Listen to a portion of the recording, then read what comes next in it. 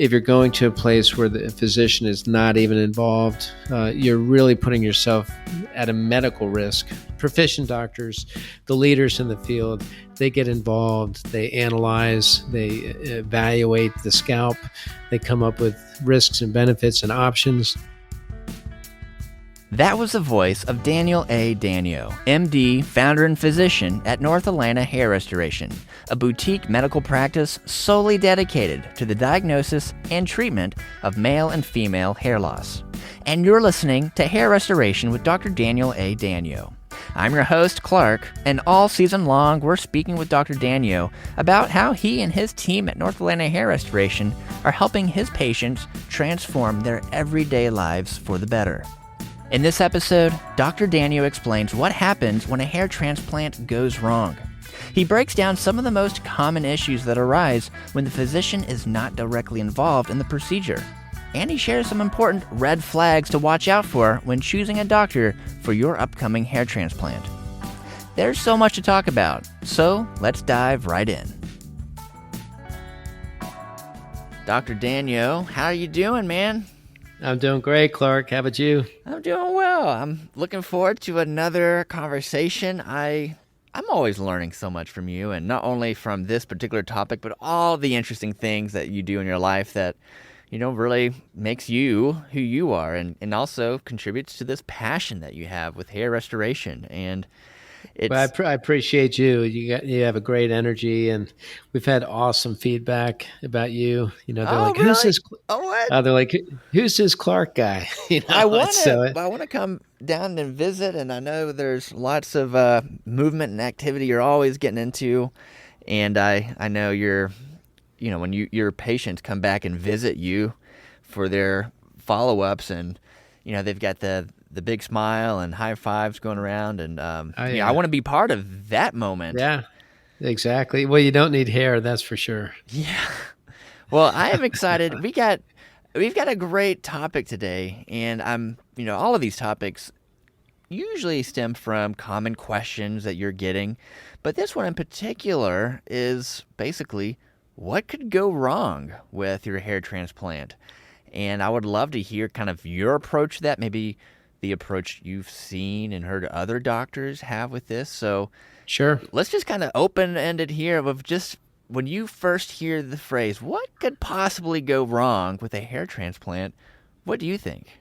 A lot can go wrong, but I think the key, just like any organization or any process, it starts at the top. It starts with leadership. And unfortunately, in hair restoration, doctors are not really all that involved. You got a sales guy, trying to sell a certain number of grafts. You don't talk to the doctor.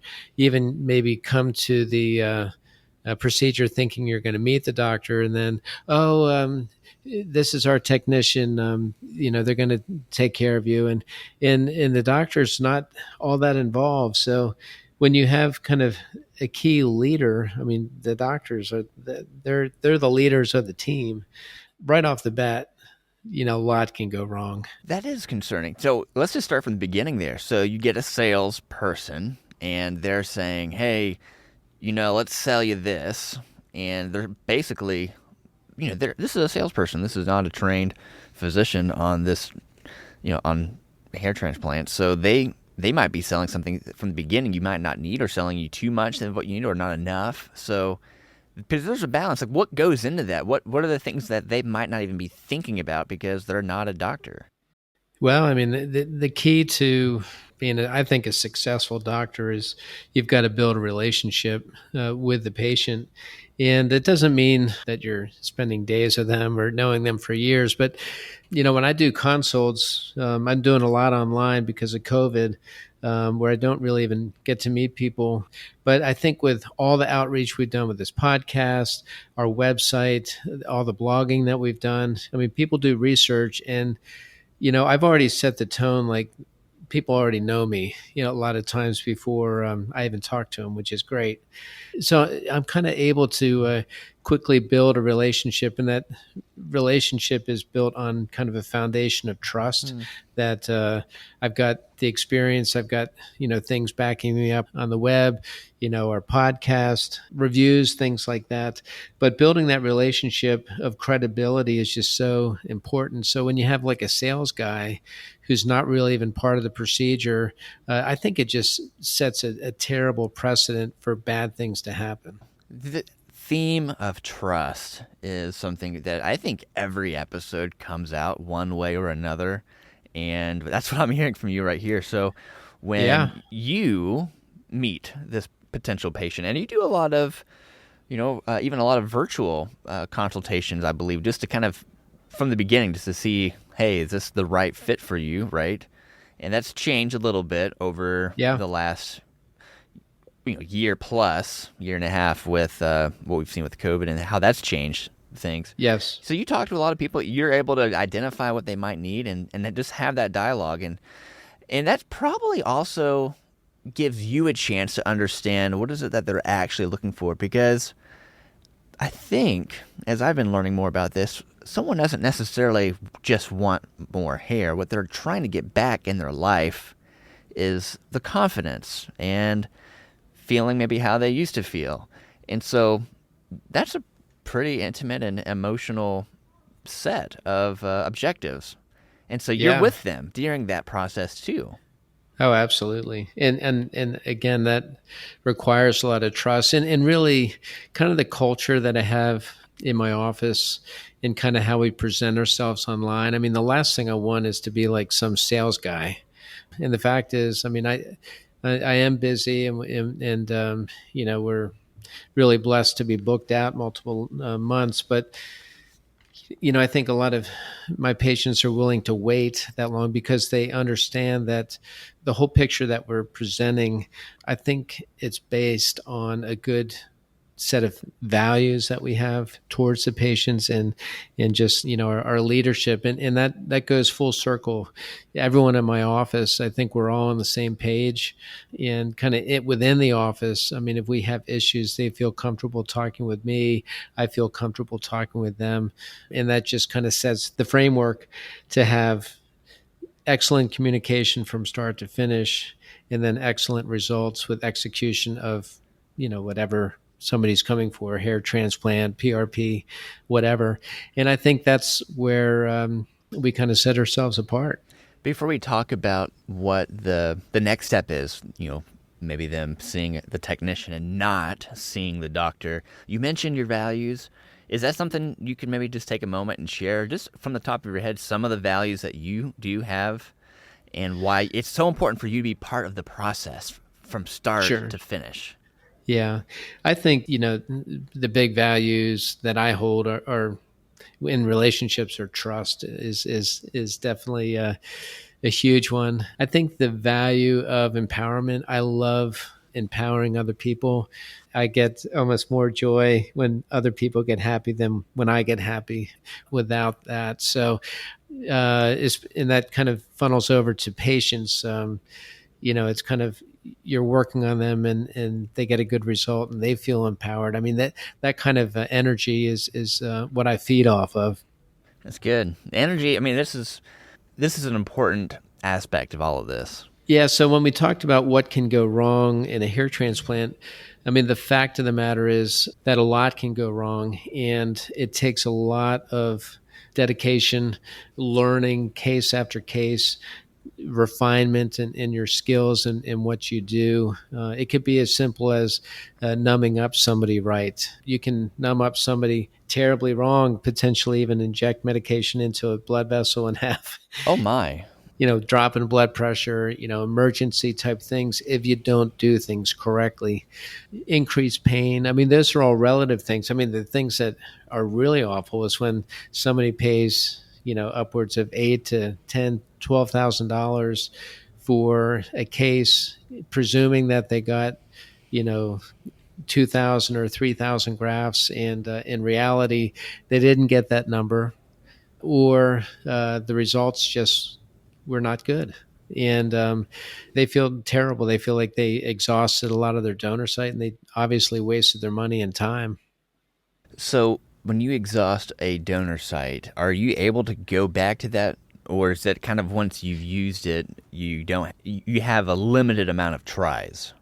Yeah, I mean, you can go back in. There's no question and grab more, but it's kind of like having a full tank of gas and then somebody just drove the car and took 40% of the gas. Yeah, it's like that feeling when you're driving somewhere and you get there and you forget your wallet and you gotta drive back home. Oh yeah, or your wife borrows your car and you're like, ah, Right. yeah. Yeah, that's another good point. Yeah, but I think there's a lot more despair when somebody goes through that and they're anticipating results, they don't get it. A lot of times they're kind of led down the road by saying, "Oh, just give it some more time, give it some more time." They can even be a year and a half out. Oh, give it some more time. A lot of times it's funny. Patients do consults with a lot of different offices, and a lot of offices are saying, well, we guarantee that this works, and patients ask, do you guarantee? And I said, I don't have to guarantee. I just we get good results, and if things aren't right, sometimes the hairline can be off a smidge, or there can be one side that looks a little bit more dense to the other. I mean, those are things that I correct, but I can't think of a single case where there was an absolute failure of grafts, as I've seen other people go through at different offices. Right. There's a lot of things that can go wrong. And we were talking earlier about you. So if I think of this as a linear step by step process, so on the other hand, what you don't want, it's a salesperson from the beginning. They don't really understand what's going on. Then the technician comes in later on, once there's something that they're moving forward with this, and you are sharing some examples. Maybe this is someone, they're not at the same professionalism and training as a doctor. I'll be honest with you, Clark. This is such a massive problem in the industry. They How don't big are we really special. talking? Oh, massive. I mean, it happens in pretty much every city, every state, where you have different clinics that have hair restoration as basically a product or a procedure that they perform. They don't really specialize in hair restoration. They do hair transplant, and there are technicians that roam all over the country that are unlicensed. They're not PAs, they're not nurses, they're not physicians. And I Whoa. know I know in Georgia, that's not a legal situation for not an unlicensed person actually extracting human tissue, which is a hair follicle graft, doing all of the medication management, including sometimes sedation and all the injectable nerve blocks and anesthesia, and then placing the grafts.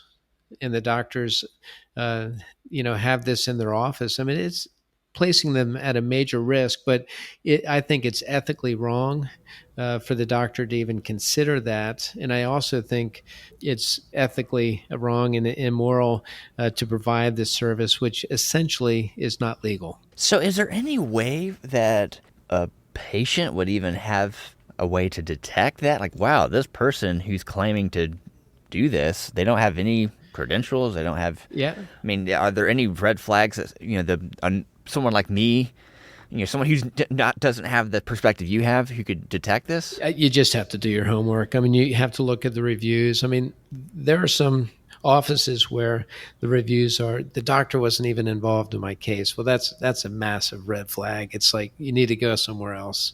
If the consult is done, or even an in-office visit, and you don't even meet the doctor, or when you meet the doctor, they are kind of standing behind, they're not even looking at your head, they just said, oh yeah, we'll take care of things, and we'll be doing 2,000 grafts. That's not what a doctor does that is proficient in this. They're involved. Proficient doctors, the leaders in the field, they get involved, they analyze, they evaluate the scalp, they come up with risks and benefits and options. So I think it's important, especially if you're a patient that's already signed up for a procedure, and you haven't checked all those boxes that the doctor's been involved, I think it's time to look elsewhere because you have choices. That makes sense. So something, an actionable thing someone could do as they're looking and exploring their options. Ask, hey, I want to talk to the doctor. I want to get the doctor's Yeah, perspective on this. And if you're getting I don't know, he or she's busy or whatever, that's a red flag. it's a red flag. And some of the complications that I've seen just poor graft survival. I've seen grafts that are pitted, or the hairs that are Oh placed no. are corkscrew because they maybe didn't make surgical slits deep enough, and then the grafts got twisted or kind of curled, so they have permanent kinky hair. The grafts can be at a weird angle, hairline off, poor density, and then the donor site. I've had three patients recently that have had severe depletion of their donor site and also had poor results, meaning that they couldn't get the grafts properly, so they had to do more attempts to get grafts, and they essentially killed off a lot of the donor site. In fact, one of them, I had to place 750 grafts back into the donor site from the top back of the head into the donor site because it was so thin. I mean, this is not good stuff. What? And that was after one procedure. So there's a lot of scary stuff out there. The marketing looks so sleek, sleek and slick, and people get excited. But I think, if you're a listener, and I'm not trying to say come to my practice, but look at websites and say, are they sales marketing me, or are they telling a story of what they can provide for me? Is there a story of the actual physician involved in what they have to offer? That's just so That makes important. sense. Yeah, The story of the physician and exactly. the story of the people who have shared their experiences. Because if someone's had a great experience, there's a lot of ways that they're going to share that positive Yes. experience. And it's so important to have communication follow up wise, and patients feel comfortable that they know that if anything goes wrong, they have communication access to me. We've got multiple ways, so that's how people get great results, and that's how we get really good reviews and good follow up pictures. I love it. So, as we're going through the list here of all the doom and gloom of what could go wrong, you've shared a lot. You've given a lot of great examples, and not only that, but ways to, red flags to keep an eye out for. Are there any other thoughts that you have of other things that you've seen go wrong? There's a lot we've already covered, but anything else that you can think of? I mean, the good thing is that hair transplant, hair restoration is pretty fixable, if there are issues. But again, if the donor site is used, sometimes we have to grab hair from the beard or from the chest for the guys. Women, it can be a tougher situation. Luckily, we don't see really the over harvesting in women, just because they don't have kind of the hair transplant needs as the guys do. But I think the key is that it can definitely be fixed in most situations. So it's not the end of the world. I mean, the biggest thing, though, is just getting the procedure done so that there's nothing medically that happens in a procedure. And I think if you're going to a place where the physician is not even involved, you're really putting yourself at a medical risk. Any procedure, you can have a reaction to a medication injected or be over sedated, or you just never know. I've had my share of Everyone's body's different. situations that Oh my. required me to put my doctor hat on during a procedure. Everything turned out well. Oh Whoa. yeah. Tell me about maybe an example or story there of, because I'm sure, I know this is very unlikely that something like this would ever occur, but things, are everyone's body's Yeah, different. I mean, I've had people. One guy had an allergic reaction to a medication where he actually went into some anaphylaxis, meaning more like a shock reaction to the Oh medication. my. So he dropped his blood pressure, and you know, uh, we had to stabilize that and get IV fluids going and inject some epinephrine and some IV. steroids to kind of get things turned around. But we ultimately ended up just calling 911, who came and they took him, and he did fine. But again, that's a situation where a non-physician wouldn't know what to do, and basically putting somebody in harm's way, which is not acceptable in the least. That's a good reminder. I mean, this is a medical procedure, and for you, if someone's not listened to the podcast before, we've sometimes talked about your past, the work that you were doing before you made the pivot to go into this full time.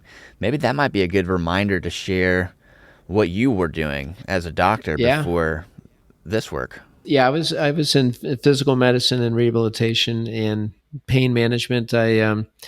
I did a lot of interventional spine work, doing spinal injections, and I was certified in acupuncture. And I generally do between 10 to 20 spinal injections a day. And we had personal training in our office and physical therapy. We did a lot of nutrition work and kind of some life coaching stuff. But the thing that really kind of drove me away was just pain management in general. I mean, it's just filled with so many ethical challenges and dilemmas that I faced, whether it was the narcotics that our societies were teaching us to write high doses of narcotics and saying that everything was okay, and you had the drug companies and workers' comp and personal injury. It just kind of drove me to a place to say, you know what?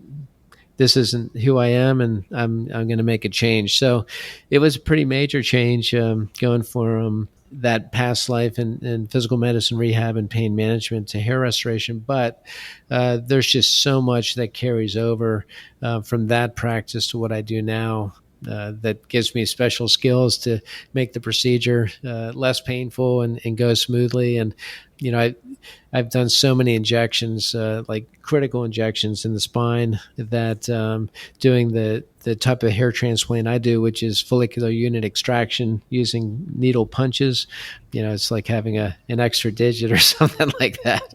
Right. So it's kind of part of me. Well, this has been really insightful, and it is something, it's a serious commitment, and someone who's on this discovery phase of trying to find the right thing for them, there's a lot to consider, and you've shared some really good red flags to look out for, the possibilities of things. If you don't have the right person doing this work, things can go sideways. Exactly.